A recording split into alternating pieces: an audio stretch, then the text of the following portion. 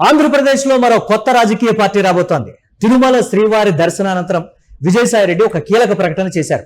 ప్రజల కోసం, ప్రజల పక్షం, ప్రజల గొంతుకై నిలిచేటువంటి ఒక పార్టీని నేను స్థాపించబోతున్నాను. ఈ నెలలోనే విధి విధానాలన్నీ రూపకల్పన జరగబోతోంది. ప్రజల కోసం పెట్టేటువంటి పార్టీని ఆశీర్వదించాలనేటువంటి కోణంలో విజయసాయిరెడ్డి చేసినటువంటి కీలక ప్రకటన ఆంధ్రప్రదేశ్ రాజకీయాల్లో ఒక సంచలనం అని చెప్పాలి.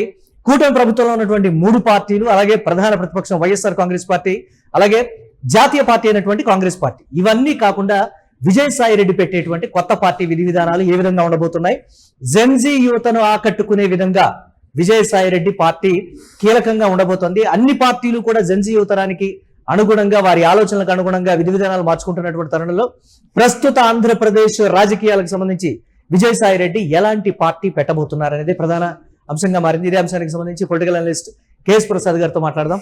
ప్రసాద్ గారు, విజయసాయిరెడ్డి కీలక ప్రకటన తిరుమల శ్రీవారి దర్శనం అనంతరం నేను ప్రజల కోసం, ప్రజల గొంతుకగా నిలిచేటువంటి ఒక పార్టీ నేను పెట్టబోతున్నాను ఆయన చెప్పినటువంటి కామెంట్ ఏంటి, మీరు ఎలా చూస్తారు? ఈ ప్రజాస్వామ్యంలో ఎవరికైనా పార్టీ పెట్టుకునే హక్కు ఉంటుందని చెప్పి everybody cannot take things as granted. అసలు ఫస్ట్ థింగ్, పొలిటికల్ ఎక్స్పీరియన్స్ లేకుండా ఒక పొలిటికల్ పార్టీ వాళ్ళు పెట్టేస్తానని ఈ పొగడి కబుర్లు చెప్పిన పవన్ కళ్యాణ్ లాంటి చూసాం. ఎంపీగా చేశారు పార్టీలో. మీరు మధ్యలో దూరే ఆ తపలశాలలో క్వశ్చన్ అడిగితే అసలు విషయాలు ఎవరికి అర్థం అవుతుంది. ఫస్ట్ థింగ్ మీకు చెప్తున్నాను, ఒక రాజకీయ ప్రస్థానం, ఒక రాజకీయ నాయకుడితో, జగన్మోహన్ రెడ్డి గారు అనే వ్యక్తితో మీరు 16 నెలల జైలు అనుభవం తర్వాత ఆ పార్టీలో ఒక అధ్యక్షుడి స్థాయి తర్వాత ఉన్న జనరల్ సెక్రటరీ స్థాయిలో ఉంటూ రాజ్యసభ మెంబర్ అవుతూ ఆ పార్టీలో ఉన్న కార్యకర్తల కోసం మీరు ఏం చేశారో ఒకసారి చెప్పండి. ఫస్ట్ ఒక డిసెంట్ బ్యాచ్ నేను పునరావాస కార్యక్రమం అన్నదేనా ఒక కాన్సెప్ట్ ఉంటుంది, లేదా ప్రజాహితం కోరుతూ ఈ సంక్షేమ పథకాల విషయంలో ఆనాటి పర్వతనేని ఉపేంద్ర గారు ఉండేవారు. ఆయన కొన్ని సందర్భాల్లో Telugu Desam party original line miss అవుతుందని విభేదించి బయటికి వెళ్ళాడు. ఓకే, సో అట్లాంటి సర్కమ్స్టాన్సెస్ మీ దగ్గర లేవు. కేవలం మీ ఓటమి ఎంపీగా, తర్వాత మీరు ఆ బీజేపీతో ఆలోచనలు పడ్డారో, లేకపోతే కూటమిలతో అండర్స్టాండింగ్ అయ్యారో, రాజ్యసభకు రాజీనామా చేస్తే ఆర్ కృష్ణ గారి లాగా, లేకపోతే మిగిలిన లాగా మీకు ఎంపీ వస్తుందన్న దురాశకి గండిపడిన తర్వాత మీది తృణప్రాయంగా పదబొదులుకున్న బిల్డప్తో ఈ కొత్త రాజకీయ పునరావాస కార్యక్రమం కోసం మీకు మీరుగా నిర్ణయించుకున్న రాజకీయ పార్టీ అనేది ఇవాళ మీరు అనౌన్స్ చేయడం. నేను ఒకే ఒక విషయం చెప్తాను, మీరు రాజకీయాల్లో ఒక పార్టీ నుంచి బయటకు వస్తున్నప్పుడు నేను ఒక సంక్షేమానికి పెద్దపీట వేసే నా ఐడియాలజీని అలైన్ కాలేజీకి బయటకు వచ్చాను, లేదా నా సిద్ధాంతం ఇంతవరకు ఈ విధంగా ఉంటుంది, ఈ విధంగా లేదు కాబట్టి నేను బయటకు వచ్చాను అన్నది ఎక్కడ లేదు. మీరు ఆ జీవిడి తెన్నింటి వాసాలు లెక్కెట్టినట్టు రాత్రి తట్టబొట్ట చదువుకొని పరార్. మీరైతే అసలు ఏ ప్రాతిపదిక మీద విభేదించుతున్నారో, దేంతో ఎందుకు అలైన్ అవుతారో అసలు నాకు తెలిసి మీకు ఇచ్చింది 3 రెడ్డిలకే. సజ్జల రామకృష్ణారెడ్డి గారికి ఇచ్చారు, మీకు ఇచ్చారు, సుబ్బారెడ్డి గారికి ఇచ్చారు. మీకు పడకుండా జగన్మోహన్ రెడ్డి గారికి ఏ విషయాల్లో మీ నియోజకవర్గ సమస్యలు చెప్పకుండా మీకే డిస్కషన్స్ లేవని మీరంతా మీరే ఒప్పుకుని బయటకు వచ్చి ఉన్న సజ్జల రామకృష్ణారెడ్డి ప్రాణాలు తినడానికి తప్ప దేనికి పనికి వచ్చారు మీరు? పోనీ ఎక్కడైనా ఖరాఖండిగా నెక్కచ్చిగా జగన్మోహన్ రెడ్డిలో ఫ్లాజ్ ఇవని అని చెప్పారు బయటకు వచ్చి? ఆయన సేప ధనంజయ రెడ్డి మీద పడేయడం, లేదా సజ్జల రామకృష్ణారెడ్డి మీద పడేయడం తప్ప అసలు విషయాలు ఏమన్నాయా? నాకు దృష్టిలో ఈక్వలెంట్ కెపాసిటీ అంటాం. సుబ్బారెడ్డి కానీ, ఎవరు మన సజ్జల రామకృష్ణారెడ్డి కానీ, లేదా విజయసాయిరెడ్డి గారు కానీ, ఈ ముగ్గురికి సేమ్ ఈక్వల్ డిస్కషన్స్ ఉన్నప్పుడు ఒకరు బయటకు వచ్చి నిద్ర మీద పర్యటిస్తూ చెప్పడం సమానం చెప్తే సుబ్బారెడ్డి సొట్టపోరు కాబట్టి ఆయన మీదే మాట్లాడా. ఎక్కడ పెట్టారు అంటే నాకు అర్థం కదా. ఏ ఉద్ధరించాలని మీరు పార్టీ పెడుతున్నారు? ఎజెండా ఏంటి? సమాజ హితం, యువతకి ప్రాధాన్యత, తోటకూర, ఈ ఉల్లిపంకోబడి అన్ని పార్టీ వెళ్తూ విని నమ్మి మోసపోయి చేస్తున్నారు ప్రజలు. వాళ్ళతో సాధ్యం కాలేదు. ఎన్ని అప్పుల నుండి ఇంత దరిద్రం ఉంటే ఏమైనా తీర్చేస్తారు వీళ్ళు. వడ్డీ నేను కట్టలు ఏమి చెప్పగల వాళ్ళు ఇచ్చే ఈ పోతకొమ్మ బ్రిటిష్ పోయారు. ఈ 15 సంవత్సరాలు ఈ నెక్స్ట్ ఎలక్షన్కే కదా నిలబడతాడు మనోడు. ఈ 15 సంవత్సరాలకి ఈ అప్పు నేను తీర్చను, నాకు సంబంధం లేదని కొత్త విధానాలకి ఎక్కడి నుంచి తరలిపోయిందా? ప్రతి ఒక్కరికి ఆటలైపోయింది రాజకీయం అంటే. ప్రతి బుడంకాయ గారు 30 ఏళ్ళు 40 ఏళ్ళు ఉద్యోగాలు చేయడం, దొరికినట్టు దోచేశారు. హైదరాబాద్ రేడియస్ చుట్టూ ల్యాండ్ లేకపోకూడదు.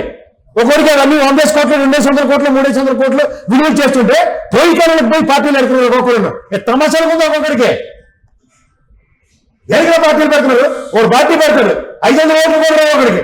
వాడేమో తీసి మార్కాన్ని స్టేట్మెంట్లు ఇస్తుంటారు ప్రపంచం అంతా తిరిగి. ఇంకొన్ని జాతులు వస్తారు. ఎవరికి చెప్తారు ఈ హరికథలు? పట్టుమని మీ నియోజకవర్గాలు మీకుండవు. ఇడి తిప్పి అడి తిప్పి జెన్జీ యువత కావచ్చు, ఇప్పుడు మీ యువత పార్టీ భవిష్యత్తు. ప్రస్తుతం ఉండండి ఒక్క నిమిషం. ఈయన వైఎస్ఆర్సీపీలో యూత్ కోసం ఇంత చేసి చచ్చాడని ఏమైనా ట్రాక్ రికార్డు ఉంటే యూత్ కోసం ఆలోచిస్తారు. ఈయన ఊత లేకుండా బయటికి రానున్నాడు, ఈయన యూత్ కోసం వెయిట్ చేస్తారు సార్. తమిళనాడు తరహాలో ప్రజల్లో ఒక మార్పు అనేది వస్తుంది. విజయ్ సినిమా యాక్టర్ కెపాసిటీ ఉందా? జగన్మోహన్ రెడ్డికి సగం పొగడి దిక్కుమలే ఇచ్చిన బ్యాచ్ ఇది. ఇది ఆ సిబిఐడి కేసు సగం కర్త కర్మగిరి ఇతర వాళ్ళే. కూటమిని చూశారు, వైఎస్ఆర్సీపీని చూశారు, మరొక ఆల్టర్నేటివ్ ని చూడరు అనడానికి గ్యారంటీ లేదంటారు ప్రజలు. ఆల్టర్నేటివ్ ఆ కేపాల్ కూడా ఆల్రెడీ ఆల్టర్నేటివ్ అని చెప్పి భూమి పుట్టక నుంచి ఉన్నాడు మీ అందరికన్నా ముందు నుంచి. ఇస్తారా ప్రజలు? ఇస్తారు కనుక్కోండి సరే. అక్కడ అమెరికా నుంచి తెచ్చి పోసేస్తానట్టండి మొత్తం డబ్బులు నేను కంటైనర్ విమానాలు తీసుకొచ్చి. సాధ్యం కాదంటారా, లేకపోతే ప్రజలు సాధ్యం. ఆదరించాలంటారా, Political- అసలు పార్టీ అవసరం లేదంటారా? సార్ మీకు మళ్ళీ చెప్తున్నాను, కొంతమంది పార్టీలు పెట్టబోతున్నారు, ఒక కమ్యూనిటీ ఓట్లు పడవు. ఇప్పుడు జగన్మోహన్ రెడ్డి లాగా అందరూ ఎరుబాగులో ఉండరు కదా. రెడ్డి సామాజిక వర్గం ఈసారి ఓట్లు వేయలేదు, ఓడిపోయాడు ఆయన. రెడ్డి సామాజిక వర్గం ఓట్లు వేయకపోవడానికి ఆల్టర్నేటివ్ కొంతమంది అయితే ప్రాణ ప్రతిష్ఠలు చేస్తారు. యాంటీ గమ్మసీలకు కూడా ప్రాణ ప్రతిష్ఠలు చేసి పార్టీలు పెట్టేస్తూ ఉంటారు, పెట్టించేస్తూ ఉంటారు. సడన్ గా అలకలు వస్తాయి. 3 పూట్ల తిని ముంతకనే చూడండి. అంటే వైసీపీలో నుంచి ఆయన బయటకు వచ్చిన తర్వాత సరే అది పొలిటికల్ ఎవరికి ఉపయోగం సార్? ఒక్క నిమిషం. సార్ మీరు ఎన్ని నిమిషాలు తీసుకున్నా ఒకటే ఒక మాట, మురళి గారు వాళ్ళ అమ్మాయి గారు జగన్ సార్కి చెప్పి ఆ కుదరట్లేదు, నాకు భయం, గడగడ ఆడిపోతున్నాడు, మళ్ళీ జైలుకి వెళ్తాడా అని ఇన్ని భయం కబుర్లు చెప్పి బీజేపీ సన్నిధానంలో చేర్చడానికి సుజనా చౌదరి ఆ సీఎం రమేష్ అంత చాతుర్యం లేదు. ఒకప్పుడు ఏదో కాస్త చిన్న చెక్ డ్యామ్ ఒకటి కట్టి వైసీపీకిను బీజేపీకి అనుకున్న దగ్గర సేమ్ సుజనా చౌదరి లాగా నాకు కూడా మంత్రి పదవి వచ్చేస్తుందని అరువులు చేస్తే జగన్మోహన్ రెడ్డి మొదటి రోజు లటక్కని తోక కత్తిరించాడు. అక్కడి నుంచి పునరావాస కార్యక్రమంలో ట్రాన్స్లేట్ పెట్టుకుని తిరుగుతున్నాడు ఎక్కడైనా ఎస్ఎస్మేనీ వేకెన్సీ అని. ఇది ఒరిజినల్ కెపాసిటీ. ఇంకేం చెప్పాలి? ఇటు కాక అటు కాక నీతో కాదు, నన్ను పొత్తు పెట్టుకోమంటున్నారు జగన్ అన్నాను 10 సార్లు వెళ్తే. చిచే, వైఎస్ఆర్సీపీ పుట్టిందే ఇండివిజువల్ గా సావరవు తేల్చుకోవడానికి, పొత్తులు గిత్తులు కుదరవు, నైజంతా పక్కెళ్ళి అన్నాడు. అప్పుడు నాకు పరుగులు పోతాయి, తొక్కపోతాయి అంటే నువ్వు తోటకూర కూర వండుకొని చెప్పి ఆ ధనుంజయ రెడ్డిని ఎత్తికి పెట్టాడు. అక్కడి నుంచి మనోడు కలక స్టార్ట్ అయింది. ఇంకేం చెప్పాలి? అంటే వైసీపీలో నుంచి బయటకు వచ్చిన తర్వాత నేను వ్యవసాయమే చేసుకుంటాను, రాజకీయాల జోలికి వెళ్ళానన్నటువంటి వ్యక్తి రాష్ట్ర అంటే మాట నిలకడలేదు, ఒప్పుకుంటారా? ఫస్ట్ మాట నిలకడలేదు. ప్రసాద్ గారు ఒక నన్ను క్వశ్చన్ కంప్లీట్ చేయనివ్వండి. సో ఆయనలో వచ్చినటువంటి రియలైజేషన్ లేకపోతే రాష్ట్రంలో రియలైజేషన్ ఓకే, మాట నిలకడలేదు అనమంటారు. రియలైజేషన్ ఏంటి వాళ్ళకాడు? పార్టీ పెట్టాలన్నటువంటి ఆలోచన తప్పు అంటున్నారా మీరు, లేకపోతే అసలు పార్టీ? నాకు తప్పు కాదండి, పార్టీ పెట్టుకోవచ్చు, ఎవ్వరికైనా హక్కు ఉంది. ఎవరిని ఉద్ధరించడానికి, ఏంటి మీకు పని వేయడానికి? సార్ ఇవాళ ఉన్న పొలిటికల్ సిస్టమ్ లో ఒక ఫైనాన్షియల్ ఇన్కేపబిలిటీ ఒక రెస్పెక్టివ్ స్టేట్ కి ఆల్టర్నేటివ్ మెకానిజం లో ఫైనాన్షియల్ వనరులు ఈయన చంద్రబాబు నాయుడు ఏ అబద్ధాలు చెప్పుకుని ముఖ్యమంత్రి అయ్యాడు కదా సార్, సంపద సృష్టించేస్తామని కాలు ఎందుకంటే పిలుమొక్కలు వేస్తున్నారు ఈ ప్రభుత్వంలో ఉన్న వాళ్ళు. ఇవాళ ఇది చూస్తూ కూడా వ్యాక్సిన్ ఎక్కడ ఉందని అడుగుతున్నా. ఉదాహరణకు కేజ్రీవాల్ అటాడు ఒక ఆల్టర్నేటివ్ ఎమర్జ్ అయ్యింది బీజేపీ ఎజెండాతో. అక్కడ ఏం చేశారు? వెసులుబాటు ఇచ్చారు ఎగ్జిక్యూట్ చేయడానికి. ఎందుకు? వాళ్ళు మళ్ళీ యాక్షన్ ఫ్రంట్ లోకి రావడానికి. ఎత్తుంది ఏమవుద్ది? ఎంతో కొంత కూడా సాధ్యం కాదు. Time waste sir.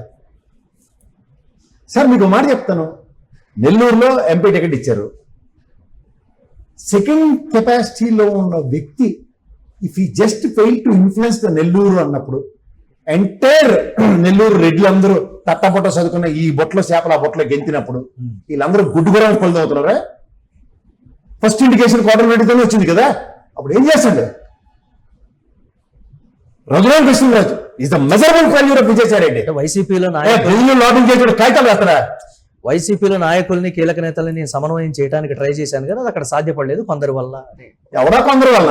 పేరు చెప్పి ఇప్పుడు నీకు పోయి అతుకునేటే. నువ్వు పేరు చెప్పి నేను దొల్ల కూడా కోపం వేస్తాను, నాకేం అమ్మటం లేదు. నేను నాటకాలు ఆడుతున్నాను ఒక్కొక్కరు పార్టీల్లోనూ. 12 భాషలు లెక్క గ్రౌండ్ రియాలిటీ నేను తెలుసుకున్నాను, ప్రయత్నం చేశాను. బట్ గ్రౌండ్ రియాలిటీ ప్రజల్లో ఉన్నటువంటి ఆలోచన నాకు తెలుసు కాబట్టి నేను పార్టీ పెట్టి డెఫినెట్ గా ఇచ్చేద్దాము. ఏ కులానికి, ఏ మతానికి, ఏ వర్గానికి, ఏ సామాజిక వర్గానికి కొమ్ము కాసే పరిస్థితి లేదు. ఒక పారదర్శక రాజకీయాలకి నేను కట్టుబడి ఉన్నానని చెప్తున్నటువంటి వ్యక్తికి సార్ ఈ ఎరికథ కాలక్షేపాలు ఎవడికి మైక్ ఇచ్చినా చెప్పేది ఇదే. కులం చూడడం, మతం చూడడం, రాజకీయం చూడడం, తొక్క చూడడం, తోటకూర చూడడం, అందరు రావడం. పవన్ కళ్యాణ్ నిన్న ఎరికథలు చెప్పాడు. నడవలేని నాగబాబుకి పదవి వచ్చేదాకా కూడా నిద్రపోకుండా అహర్నిశలు అలిగి అలిగి అలిగి అలిగి అలిగి అలిగి పదవి సాధించాడు. ఇంకేంటి ఇన్ని కనబడుతుంటే మళ్ళీ ఏంటి సార్ నాకు అర్థం కాదు. మీరు ఒక ఇది ఇది ఉంది, ఈ ఫార్ములా ఉంది. ఈ ఫార్ములాని ఎగ్జిక్యూట్ చేయడంలో మెజరబుల్ ఫెయిల్యూర్ ఈ డెమోక్రసీలో ఈ రాజకీయ పార్టీలను చూపించండి ఒకరిని. పార్టీ ప్రకటన టైంకి అసలు నేను పార్టీ పెట్టడానికి రీజన్ కూడా ఏంటనే చెప్తారేమో. నిజంగా మీరు అన్నట్టు ఫైనాన్షియల్ ఫెయిల్యూర్స్ కావచ్చు, జాబ్ ఫెయిల్యూర్స్ కావచ్చు. ఏ జాబ్ ఫెయిల్యూర్స్ అయినా నేను కూడా రాగానే ఉపాధి కల్పన, సంపద సృష్టి నా ఎజెండా అని వస్తాడు మళ్ళీ అన్నమాట. సార్ ఇన్ని సెమినార్లు అవుతున్నాయి, ఇన్ని వరల్డ్ టూర్లు తిరిగి వస్తున్నారు ముఖ్యమంత్రులు, ఇంత అగ్రిమెంట్లు జరిగి ఉన్న దాన్ని ఎగ్జిక్యూషన్స్ కే గవర్నమెంట్లు జరిగి లేవు, మెకానిజమే లేదు. దావోస్ పర్యటన మనమే కాదు సార్, అన్ని రాష్ట్రాల నుంచి వెళ్తున్నారు. అందరూ ప్రాథమిక ఒప్పందాలు చేసుకుని వచ్చిన వాళ్ళే. ఏ రాష్ట్రంలోనైనా దావోస్ ఒప్పందం అనుగుణంగా వచ్చింది చెప్పండి. రేవంత్ రెడ్డి గారు ఊరంతా ఫ్లెక్సీలు కట్టి, తోరణాలు కట్టి మనకు ప్రాణాలు తినేసాడు కదా. ఒక్కటి చూపించండి దావోస్ పర్యటన తర్వాత వచ్చిన ఉపాధి కల్పన. సార్ ఇప్పుడు నేను ఒకటే చెప్తా సార్, మహానుభావుడు రామారావు గారు కానీ లేదా ఇవాళ విజయ్ గెలుపుని మాట ద్రవిడ పార్టీలతో విసిగి వేసారిపోయారు. అందరూ కూడా ఎండ్ అదే లైన్ లో ఉన్నాడు. ఎందుకంటే మూస రాజకీయ ధోరణులకి స్వస్తి పలికి కొత్తగా నాంది పలకటానికి ఏదో ఒక ఆల్టర్నేటివ్ కోసం ప్రజలు చూస్తున్నారు. రాజకీయాలండి వైజాగ్ లో అంతా గబ్బు లేపి ఆ నుంచి వచ్చినప్పుడు ఆయనతో తిరిగిన వాళ్ళకి పునరావాసమే కల్పించలేపడు పార్టీలు. నేను పోతున్నాను, నన్ను వీళ్ళనే కాపాడకుండా వాడుకో ప్రాపర్ అలైన్మెంట్ క్రియేట్ చేయలేపాడు అతను. నమ్ముకున్న నట్టేడు ముంచినడు ఏం మాడతారు ఇవన్నీ. సరే ఒక మనిషి ట్రాక్ రికార్డు కృష్ణ ఆయన సీనియర్, ఆయన I respect him as an individual. But one thing is very clear, political vacuums లోను ఈ పొలిటికల్ క్లస్టర్స్ లోను according to my personal agenda అనే విమ్స్ అండ్ ఫ్యాన్సీస్ తో జస్టిఫై చేస్తా అంటే no. First thing, non accepted character in political scenario. BJP కూడా ఒప్పుకోలే, తెలుగుదేశం కూడా అక్కర్లేదన్నాడు, జనసేనుడు అక్కర్లేదన్నాడు. This is what is original abilities. వైసీపీలో ఇమ్మడం లేకపోయాడు, సర్వం తానే ఉన్నాడు కూడా. అంటే ఎలాంటి ధోరణి అంటే ఒకదానికో సజ్జల అనే ఒక ప్యారల్ పిల్లర్ వచ్చినా, లేకపోతే సుబ్బారెడ్డి అనే ప్యారల్ పిల్లర్ వచ్చినా డైజెస్ట్ చేసుకోలేని వ్యక్తి అతను. అది ఇండివిజువల్ క్యారెక్టర్. అయితే ఇది కార్యకర్తలు పడుతున్న సతమతమవుతున్న సమస్యల మీద నిలబడి నెక్కచ్చిగా జగన్మోహన్ రెడ్డి దృష్టిలోకి తీసుకెళ్లిన తర్వాత ఫెయిల్యూర్ ఎస్టాబ్లిష్ చేయమని చూద్దాం. ఏది ఉన్నంతకాలం జరుగుబాటు సుఖం లేదని జరిపించుకుని తర్వాత బయటికి వెళ్ళిన తర్వాత సత్తాసారి శిరోమణి కబుర్లు చెప్తే వినడానికి నేనైతే సిద్ధంగా లేదు. పార్టీ ప్రకటన రోజు మళ్ళీ విధి విధానాలు ప్రకటిస్తారు. అప్పుడు ఒకసారి నేను మళ్ళీ డెఫినెట్ గా మీతో మాట్లాడతాను. అంటే ఏ ఉద్దేశంతో పార్టీ పెడుతున్నాను అనేది కూడా క్లారిటీగా ఆ రోజు చెప్పేటువంటి ప్రయత్నం చేస్తారు. చూద్దాం. వైఎస్ఆర్సీపీ నుంచి బయటకు వచ్చిన తర్వాత విజయసాయి రెడ్డి రాజకీయాలకి దూరంగా ఉంటాను, వ్యవసాయం చేసుకుని నేను సంతోషంగా ఉంటానని చెప్పినటువంటి వ్యక్తి రాష్ట్రంలో జరుగుతున్నటువంటి పరిణామాలకు సంబంధించి చూసి విసిగిపోయి నేను ప్రజల గొంతుగా నిలవటానికి ఒక పార్టీ తోటి మీ ముందుకు రాబోతున్నాను. శ్రీవారి దర్శనం అనంతరం ఆయన బయటకు వచ్చి చేసినటువంటి కీలక ప్రకటన. రాబోయే మరికొద్ది రోజుల్లోనే పార్టీ ప్రకటన, అలాగే పార్టీ విధి విధానాలు, మేనిఫెస్టో, ప్రజల్లోకి ఈ పార్టీ ఎందుకు వెళ్ళాలనే దానికి సంబంధించి క్లియర్ కట్ కారణాలతో సహా ఆయన ప్రెస్ మీట్ నిర్వహించేటువంటి ఛాన్సెస్ అయితే చూడాలి ఆ రోజు ఏ విధంగా ఉండబోతోందని.